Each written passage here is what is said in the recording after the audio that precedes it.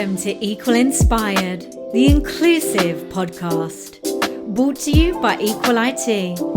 Deekshita Amaravadi joins us, who is an engineering leader with over a decade of experience in building impactful software across startups and larger organizations. With roots in web engineering and a background in computer science, she grew into leadership by mentoring engineers and leading cross-functional teams to deliver customer-centric, data-driven products. Throughout her career, she's built and scaled engineering teams from the ground up, led platform and integration strategies, and championed inclusive and psychologically safe cultures. Her work consistently bridges technical depth with strategic execution, collaborating closely with product design and research to create thoughtful solutions that evolve through customer feedback. Becoming a mother added a powerful new lens to her leadership journey. Juggling the realities of being a working mum exposed the lack of structural support and empathy in many workplaces, especially for caregivers. This deepened her commitment to building environments where people feel seen, supported, and they're able to thrive both personally and professionally. She firmly believes that leadership is not a promotion, but a skill. One that must be learned, practiced, and nurtured with the same care we give to technical excellence. That belief led her to create Value Creation Labs, a platform focused on coaching and developing emerging engineering leaders with intention, empathy, and clarity. DK also shares her personal reflections in a newsletter inspired by her early motherhood, exploring how leadership and life intersect in meaningful and human ways. Thank you so much, Ellie, for having me here. You are so welcome. We are so excited to welcome you today and to dive into so many wonderful topics on all things leadership, which I know is something you're super passionate about, but you're also passionate about really empowering emerging engineering leaders to lead with trust, clarity, and compassion. And we want to know who or what really inspires this for you. I started off in this journey close to like a decade ago, and I was in spaces where I really didn't have somebody to advocate for me to start off with, or I felt like I was the only voice of my own kind. You get in your own head sometimes and you think that you're so and so, you're this person, you put yourselves into that separatist kind of mindset. And that didn't serve me well in few teams that I was a part of. And I really suffered through that. And while mentoring, first of all, junior engineers as a tech lead, I started to see this power that I had, that I was able to allow folks to be as they are and, get to where they needed to be. And that was like an epiphany point for me where I thought, maybe I should take on this as a path for leadership, not for the fact that it's like a promotion or, a progression of any sort, but more so it's like a different role where you get to empower people around you and you get to be that force from behind, like almost backstage, and see people shine from where they need to go to where they need to be. So I wouldn't say it was like a particular force or somebody that inspired me. It was more so just my own experience and like be the change that you want to be in the environment that you're a part of. Be the change you want to be. I love that quote. It's such a powerful one and it's so true. And it's amazing how that really fueled your journey into leadership. You are on a mission to make leaders lead with trust, clarity, and compassion. So, why is that important? If you go back all the way back to hunter gatherers, that's our superpower. Otherwise, as humans, we really don't have like a superpower. Like we're not strong in certain things, like physically. We have limitations, but our greatest strength from ages came because we stood by each other, we trusted each other, we uh, created groups together so that we could survive. And I think that's the same thing that applies to the modern world today. Like, where do you want to start? Why do you want to be a part of that team? Nobody works alone. That's a given. And you can see that more and more so in our corporate world today. And when you're with a group of people, trust is the first thing that you need to build. I mean, you could have multiple skill sets. You could have the most glorious resume or CV, and then you go to that team and people don't trust you. it doesn't matter what you can bring to the table at that point, because I believe at a very innate, deep level, people emotionally connect to you. And it doesn't matter what your role, what your title is. If people don't trust you, you cannot connect to them. And if you cannot connect to them, you can't make progress or, do the things that you need to do to make the world a better place.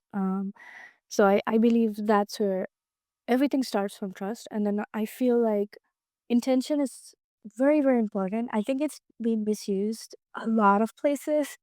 And, to the point where people, yeah, sure, I have an intention. It comes off as if it's like a part of speech now. But if you deeply think about it, that can move mountains. Your intention is the first step for you to make change in the world. And if your intention is right, to do the right thing and to connect to the right people, that happens. And then trust is like that building matter that makes it easier for like the whole machine to work. I feel like it's an oil that's required to make it functioning, and through that you connect to people with empathy. You see where they're coming from. Because you build trust, people open up to you. You start to share your life, and you start to share where you're coming from, and people start to respect that. Because innately, as humans, we do not want to harm each other. We we want to love each other. We want to make sure that we're helping each other out. So that quality comes out of each other. And I feel like in the best teams that I've built, trust and this empathy for each other, and seeing that each other's, thrive alongside with them, has made it more resilient. And when things don't work, there are reorgs and stuff like that, we come off stronger, because that adverse conditions, put you to the test. And then because you had the trust and empathy, you're able to wither that storm. Those are the key ingredients for any kind of foundational, trusting, thriving team. Trust is absolutely imperative. And what with the world we're in right now and everything that's going on, it's a very difficult, hard time for so many. And having trust, knowing you can trust in a manager who has your back or who can handle things with empathy, is so reassuring and just makes life that little bit easier. We spoke about a few things here which are really important to you, but what other core principles would you say shape how you show up as a leader day to day? For me, my personal value system has to align with what I do in life. It's very easier that way, because you don't need to say something. It's almost like you're not in a Severance TV series at that point. Like you have an Audi and an Innie. You're you, and that's much easier. And for me, the core principle always is, what can I do to make the world a better place than I inherited? Every single day, I work towards that. I think about, how can I, with the people that are in my environment, shape the environment to be a better place. And I know we're going to talk a bit about it later on as well, but so from the last decade or so, I took on Nichiren Buddhism, which is a sect of Buddhism where you chant about world peace in a very active manner. And it's a practice where you do it every day, morning and evening. But what stood out for me is, I never thought I could connect that to what I was working on, or leadership. But the more and more I went into that journey, I realized that they're so interconnected, that your intention matters, and what you're trying to put out into the universe comes back to you. Any religion, any culture, you see some aspect of that being talked about. And I feel like, if you want to do good and you want to solve problems for people in your environment, you do that. And that intention fuels you to take the next steps. And that's been my core principle since the last decade or so. I lead with intuition. It sounds counterintuitive for my computer science background, STEM, and very analytical, brain and mindset. But the more I've led through that, I've seen that letting go of that analytical mindset for some aspect of time, and realizing that your intuition has the best intent for you and the world around you. And as I said, we as humans do not want to hurt each other. We always want the best for each other. And we look at that. If we just calm our mind a bit, that quality comes out of us. So that has been my core principle of seeing the good in people, trusting that there is good, and always having a bias towards action based on that intention. It's really special how this has helped to transform your leadership style and the intention that you come in every single day. I think that's really wonderful. And how else would you say that Buddhism has, I guess, helped you build your leadership confidence? I think Buddhism has everything to do with leadership or any sort of like spirituality that you know you're a part of.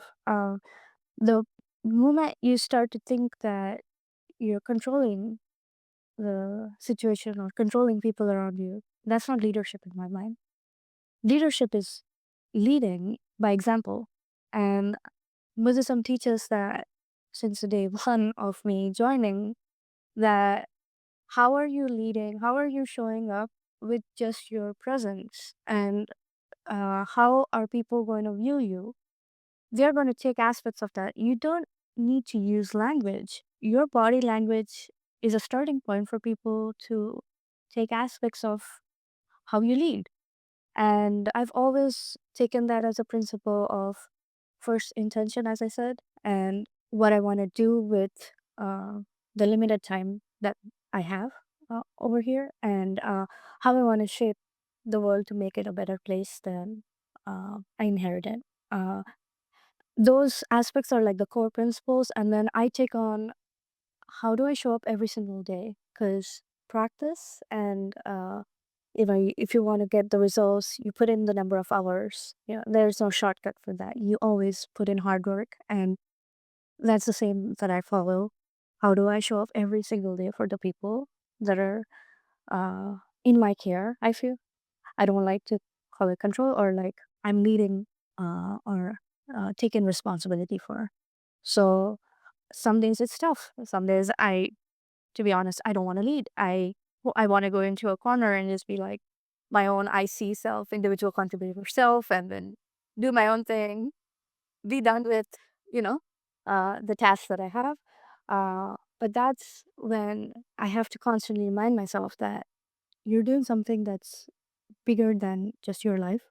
You're doing something that's upholding the environments that you're a part of and creating spaces where you can see people shine, and if not shine, at least not get them into the path of suffering where you're the cause for their suffering.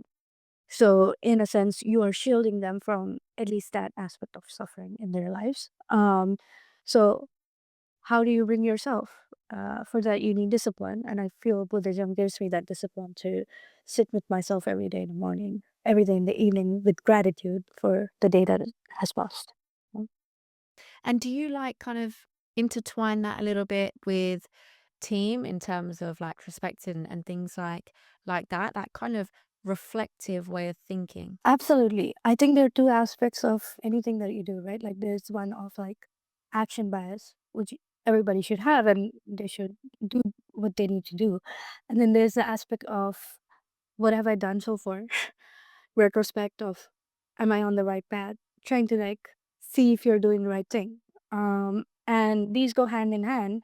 And I feel like there should be a balance because you could go into either or and it could have the best result. Like I could sit in retrospect for months together, and probably that's not the greatest thing for my time or the team that I'm a part of. And in some cases, it's called analysis paralysis, where you're thinking too much about like what the outcome should be, and you're not taking action.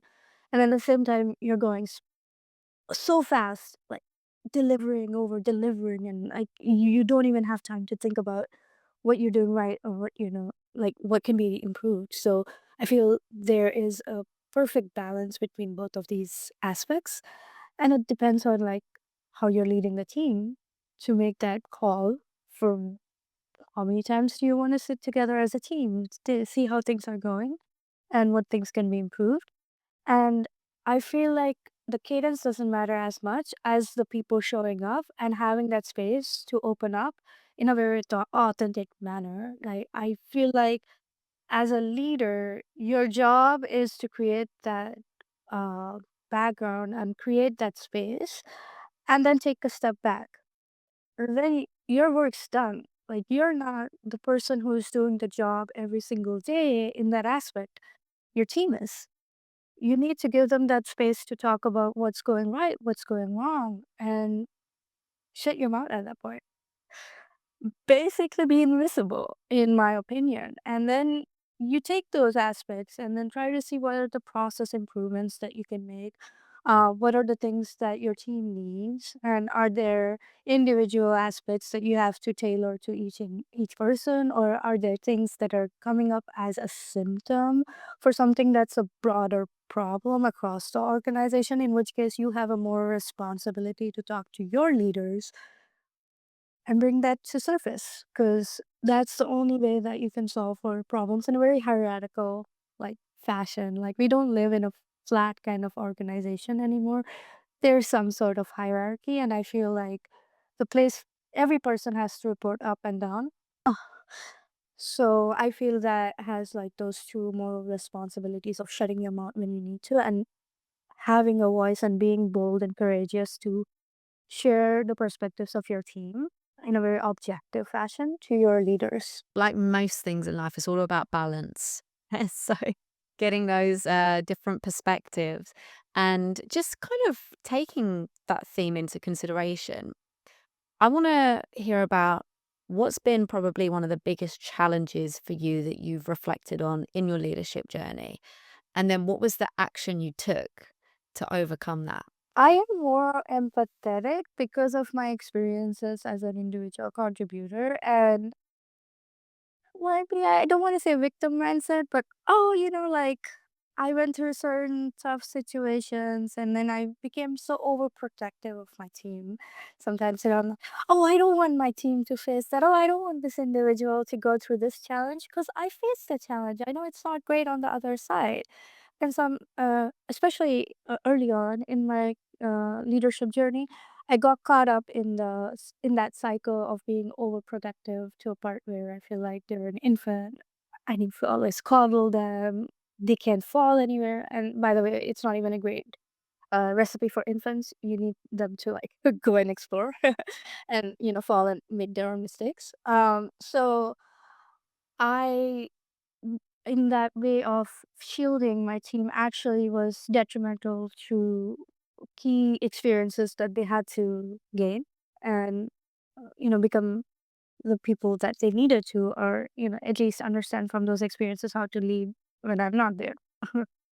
So it was a very difficult experience for me to let go of that, again, control aspect, which I took on as, oh, I'm helping them because I don't want them to be a victim of the circumstance. But it was a disguise, control in disguise. And I really needed to get my head away from that. And that's where, again, my discipline with constantly coming back to what's the right thing, and obviously using Buddhism as a tool for that aspect of I am not responsible for people's emotions. So there's a very thin line that leadership is about. Like you lead your team, you give them opportunities for growth, and you take a step back.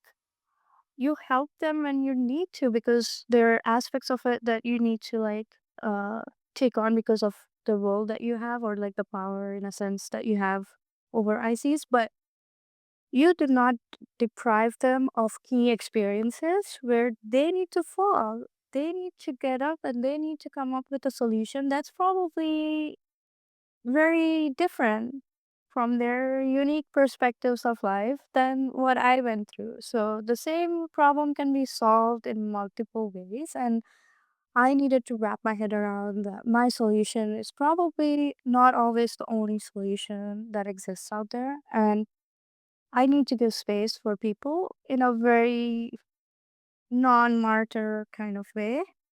Of, you only have a certain role. Don't overstep that. Like leaders take on too much, I feel, in my opinion. And I feel like the moment you let go, your team just falls into place and they function as they're supposed to because you're giving them that autonomy. So I feel like that's the challenge. And I learned that too. Very difficult first couple of years, and then I realized how to lead with that nuance, and everything fell into place. And I feel like I've had strong routines ever since. And there's a theme here, it's trust.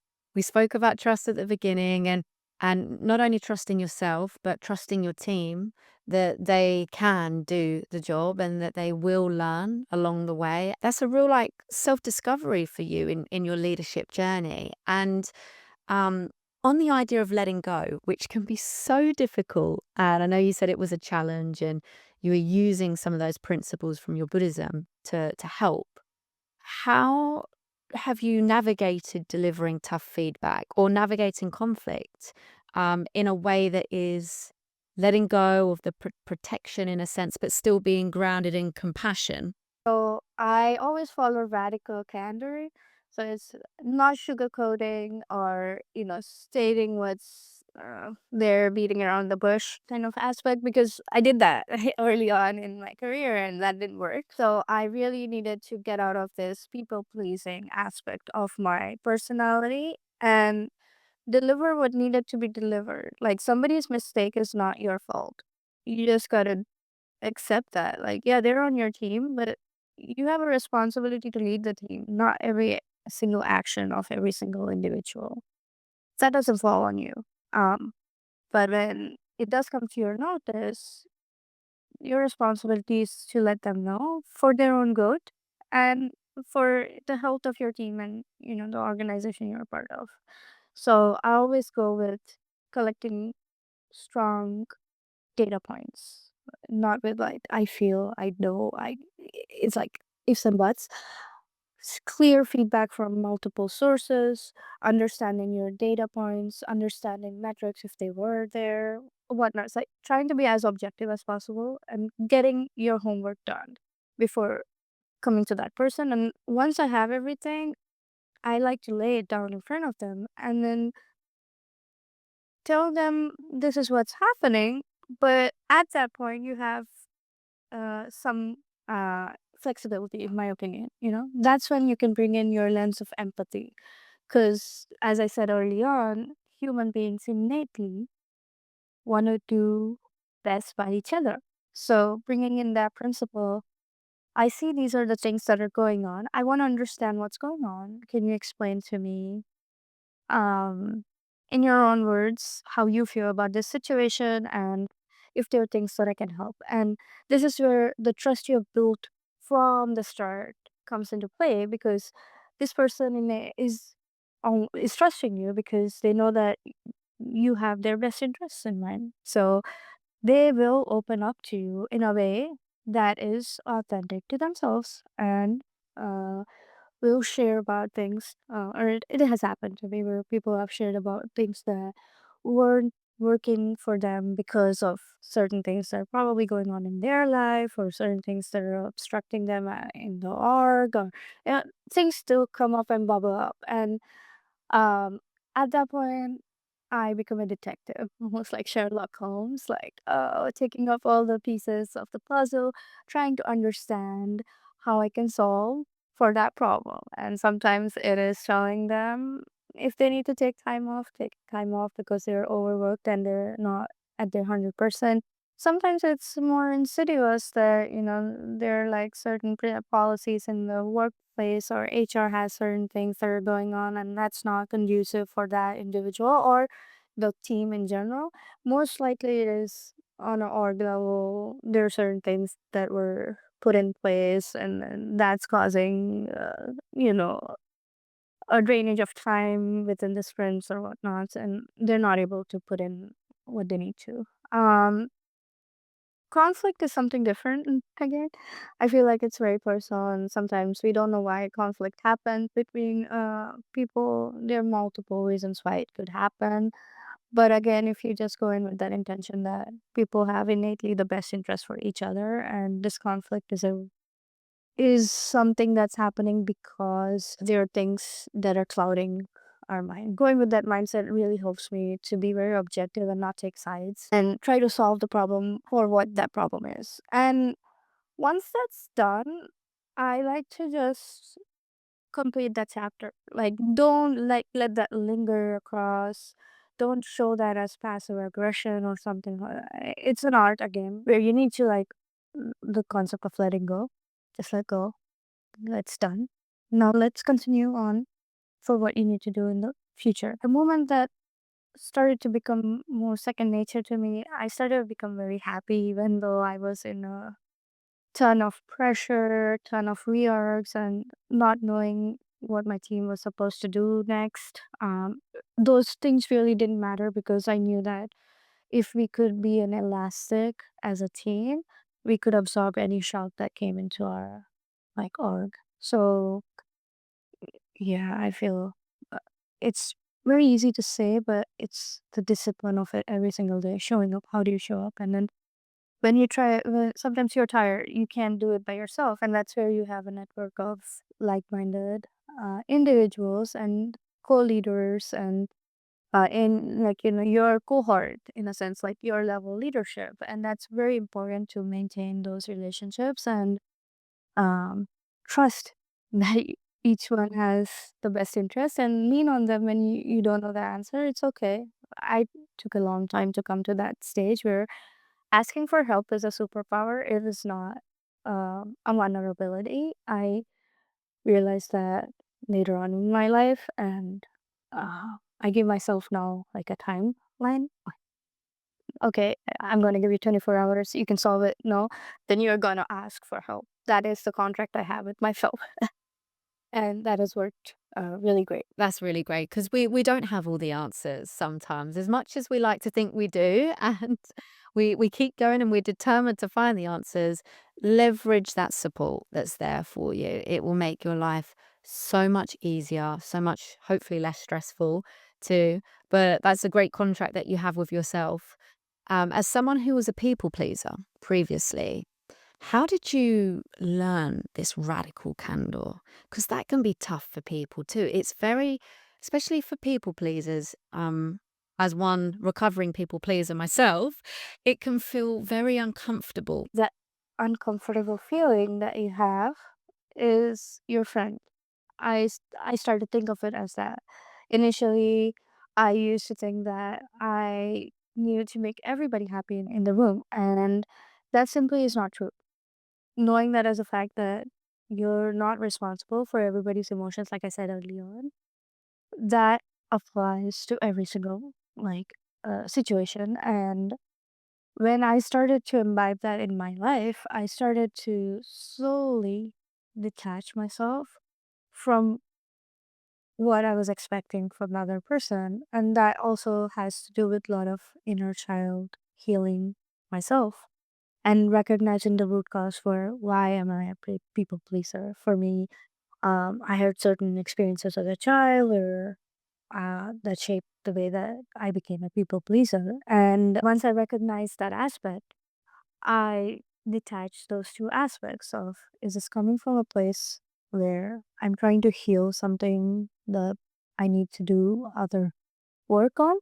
Or is it something that's coming up that's actually helpful for this situation? That tiny decision point, I feel, always helps me ground myself in the conversations I'm having. And once I realize that, oh, this is something that you have to work on, and it's not something that it's probably a projection you're having on that person in front of you. I try to table that. Okay, let's get that. Take a deep breath. Breath work is amazing. Take a deep breath at that moment. Like, keep that aside, and then try to. Once you start taking those deep breaths, you start to give your mind that space to switch gears to what you need to talk about with that person. Um, it didn't come in a day.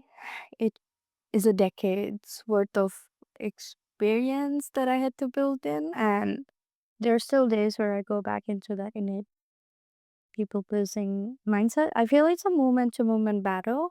In Buddhism, these are sayings like these are your devilish functions. Your highest life condition is the thing that you want to see the best in you. Everybody you want to work towards world peace. And then obviously when you're doing something of that grandeur, uh, you know, goal, your devilish functions will come to attack you in a sense. So, the self-doubt or the aspect of like this people pleasing aspect coming out, if you recognize it for what it is and obviously work on it so that it's not going to be a part of your personality in the future, but also recognizing that now it is a part of your personality and that's okay. And you take the time to heal from that. That was a beautiful separation that I got because of my discipline. There's a lot around I'm getting as well about like being kind to yourself, giving yourself some grace because it is difficult to overcome that and to completely change years of behaviors and paradigms, reshaping those. So, not being so hard on yourself, which I think we are innately so hard on ourselves. Especially when it comes to leadership too, and overthinking can come into play sometimes. You don't know how your vice is going to hit you. It could be overthinking, sometimes it could be people pleasing, but that's why we need to constantly remind ourselves every single day of the intention behind our actions. If your intention is clear, I feel like everything aligns towards that intention. But if you don't have an intention, you're aimless and, you get, I don't want to say swayed, but you get into the mindset of what's in front of you because you don't have an anchor to position what you're trying to solve for. So my intention has always been, however I am, I'm going to heal myself, but in the process, I'm also going to try to create spaces where people can heal. The, and I don't want to be a therapist for that or something because I feel like it is a moral responsibility of every single person around us to be kind to each other and try to give space so that you have the right to live and heal for yourself um, alongside with me. So things do come up every single day, but like moment to moment battle with those vices is what m- makes you stronger in the long run. And I used to take probably a week to get over like an incident of, you know, somebody hurt me or I felt like I wasn't able to like please that person or be a part of this group or whatnot.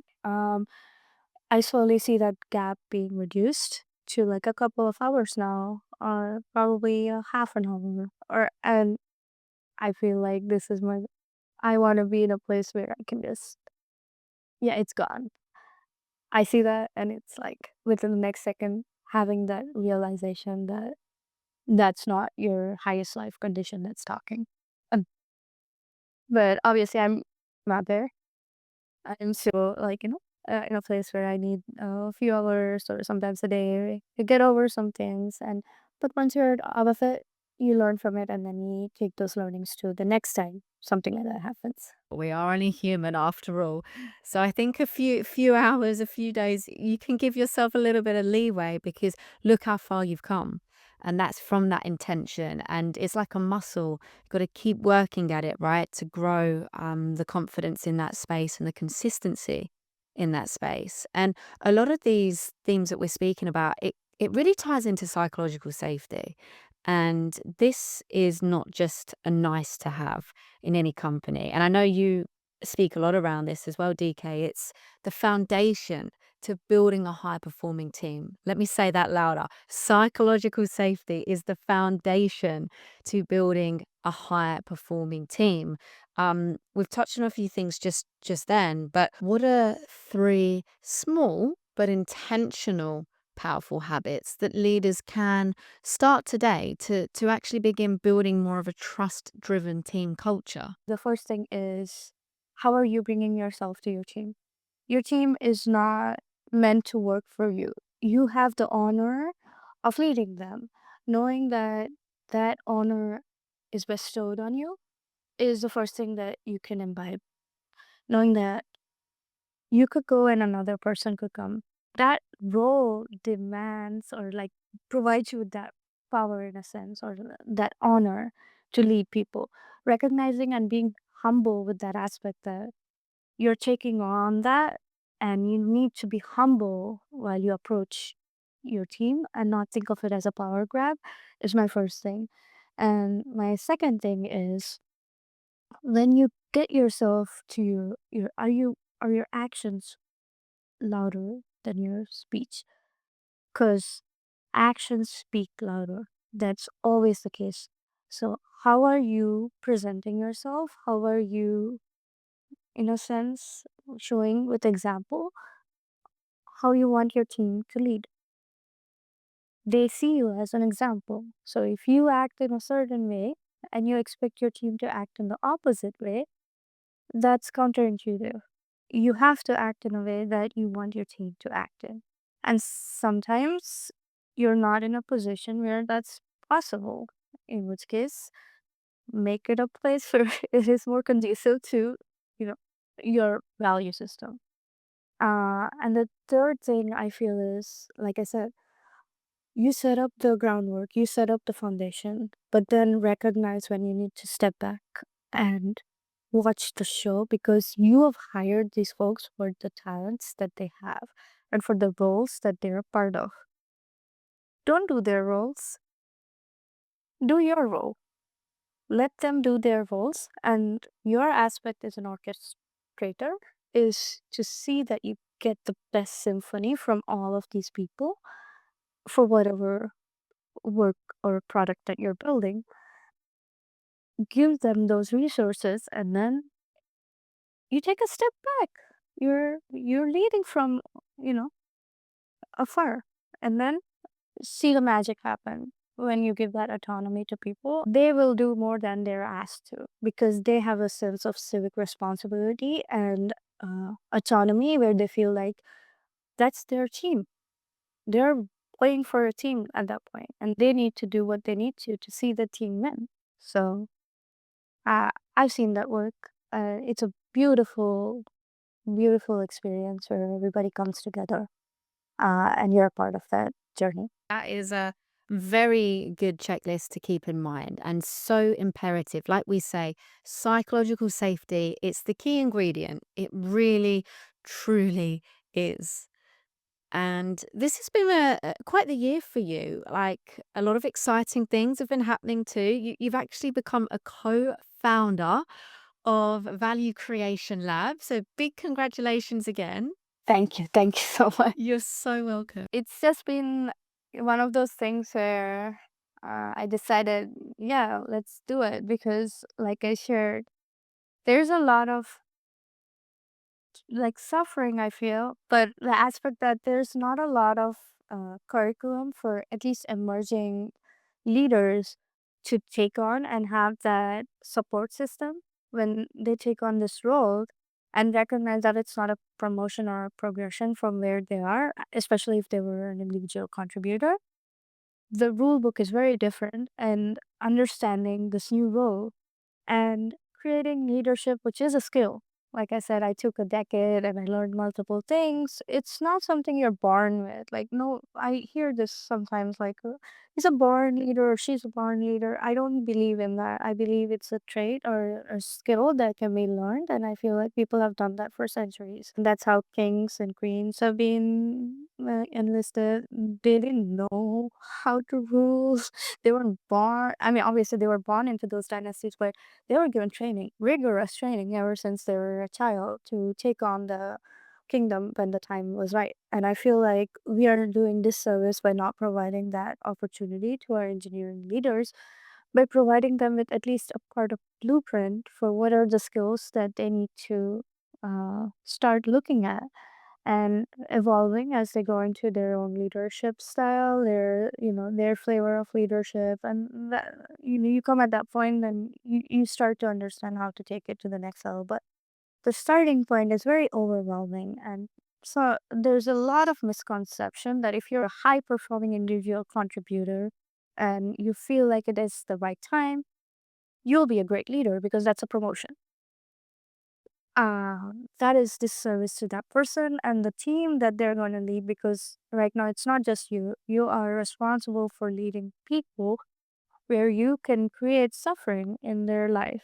And that is something you should not do lightheartedly. You have to go with right mindset of, if I don't create any value, I would not create suffering in people's life. That should be your baseline.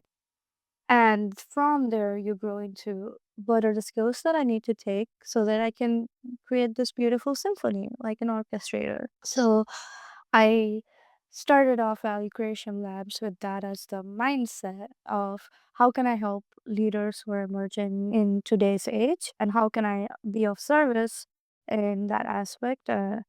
Of a couple of different tracks. For now, it's very nascent. I'm still learning what works, what doesn't, and this is a different journey again. So yeah, uh, but it's one that came out of the heart for what I didn't have as a leader, and I hope I can create that for people around me. I'm so confident that you will be, and just so proud of you for taking that leap too. I remember when you and I were speaking about it and you were toying with the idea, and here you are now. Could you just give a breakdown of the types of coaching that you do provide and offer? At this point of time, I'm just doing one-on-one services with engineering leaders who are either like just starting or have like a couple of years of experience. I want to take it to the next level, where I talk about how they want to be serviced, like what are the things that they want to learn, and then provide examples from my life and provide some blueprints and like some books that people can read. But the goal is to make sure that I am a presence in their life where they can have me as a soundboard, where they cannot go to like people in their own art or particular reasons, where they just want somebody who's outside of that experience to give something very objective from that lens. And later in the year, my goal is to also create a cohort based experience, typically around the psychological safety and how that is something that can be learned as a skill rather than hope for the best kind of experience. So I'm working on creating a value packed cohort of probably 6 weeks, and taking probably 5 to 6 people so that we can learn from each other, and at the same time create that community aspect. That is for next part of this year. That's so exciting, so exciting. And I'm going to put all of the links in the description box for website and more information on the services and how people can get involved and reach out to you. But it's such a great journey, adventure, I'd like to call it, that you're on right now. And since you have launched, what have you learned about yourself? Every day is a different day, and like I said, the failure aspect kept coming back to me again. So, I'm like, oh, I don't have so many people. I don't have this. I'm not that kind of a coaching leader, or they're like career coaches that already exist. All that sort of like self doubt coming back again.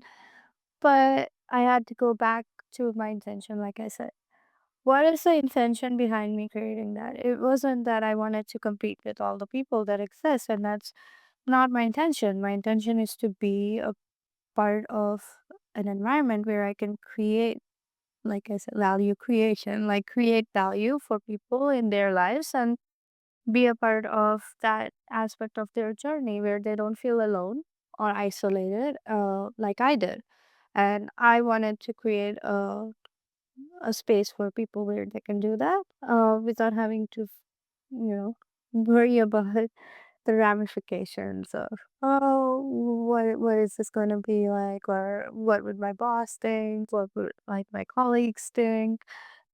Just, yeah, use me as that, a fairy godmother in Cinderella.